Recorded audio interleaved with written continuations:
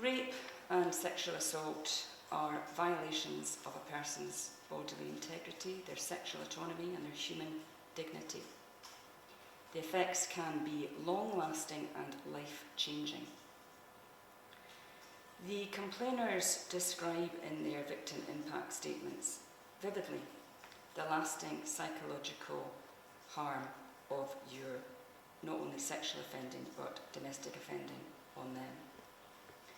They suffer anxiety, fear, flashbacks and difficulties with trust. The impact has affected their relationships, their confidence and their sense of safety. Considering the totality of those 2 periods of imprisonment and the overall criminality involved, I regard a custodial period of 9 years to be appropriate. You committed these offences against 3 different women, all of whom you were in intimate relationships with.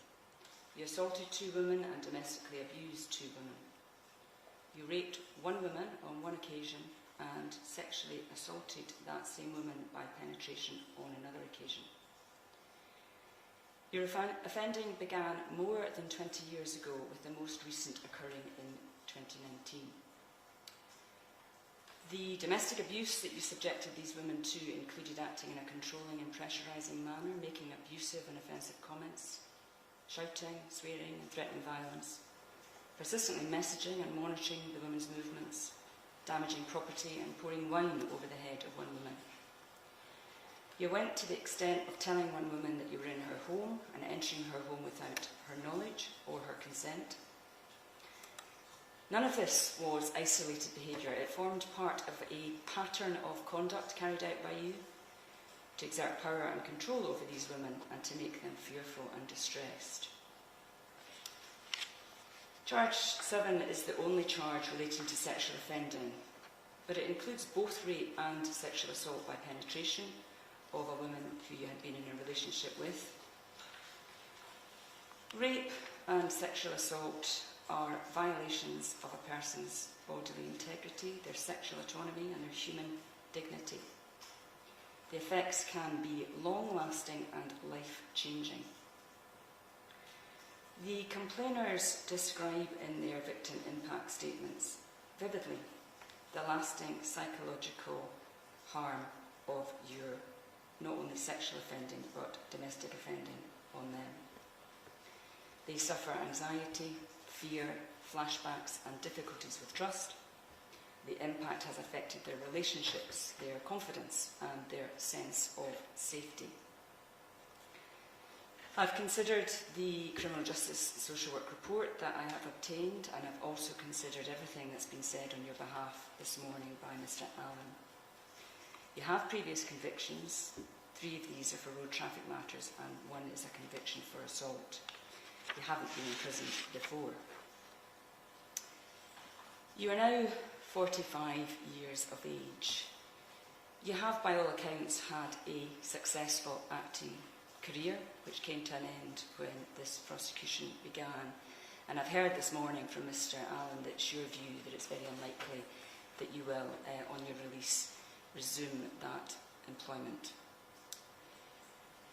You're in a relationship, a stable relationship, and you have a child. I have read the 13 character references that have been provided by your friends and your family, which do paint a very different picture of you. And I recognise from these that you are somebody who, at various times, others have relied on for support.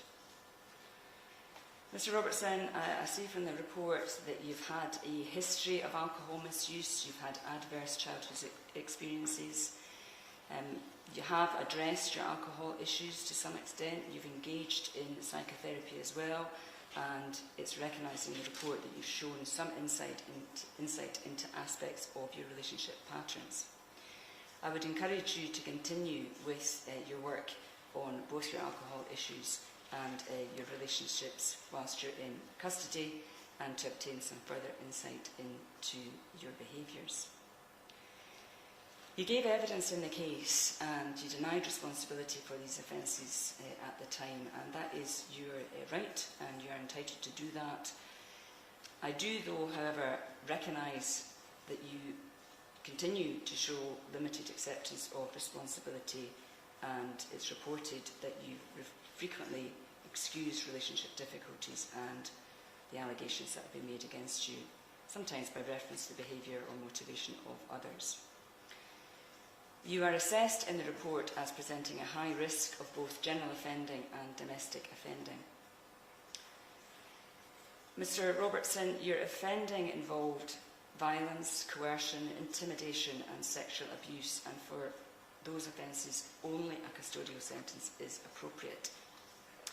I consider the sentence I'm about to impose to be no more severe than is necessary to protect the public, to punish you for your offending, to mark the court's condemnation of your conduct, to recognise the harm caused to the victims and provide an opportunity for your rehabilitation. In light of the report and all the circumstances, I am satisfied that the period for which you would have otherwise been on licence would not be adequate to protect the public from serious harm from you when you are eventually released. And for that reason, I am going to impose on you an extended sentence. The first part is called the custodial term, and that sets out the period which you should spend in prison.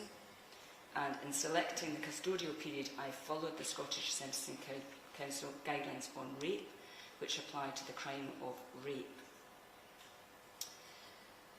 Assessing your culpability and your harm in terms of those guidelines, I consider that for that offence, the offence of rape, you fall within category B3 of the guidelines with a sentencing range of 5 to 7 years. However, in selecting the sentence for charge 7, I must also consider that it contains a further crime, and that is of sexual assault by penetration, which was committed by you on another occasion and for which the court must also sentence you. Had charge 7 stood alone, I would have sentenced you in relation to that charge to a total of 8 years imprisonment. For the charges of abusive behaviour and assault alone, I would have sentenced you to a single sentence in relation to all 4 charges of 4 years imprisonment. Considering the totality of those 2 periods of imprisonment and the overall criminality involved, I regard a custodial period of 9 years to be appropriate. The sentence that I have selected properly reflects the sexual offending, the assaults and the sustained domestic abuse. The second part of the sentence is the extension period, and that is the period that you'll be subject to licence conditions to be set by the Scottish ministers. I will fix the extension period at 3 years. If you break the terms of your licence, you'll be liable to be recalled to custody to serve the remainder of your sentence. So it is a 12-year extended sentence. It comprises a custodial period of 9 years and an extension period of 3 years. The sentence will be backdated to the 23rd of June 2026 when you were first on remand.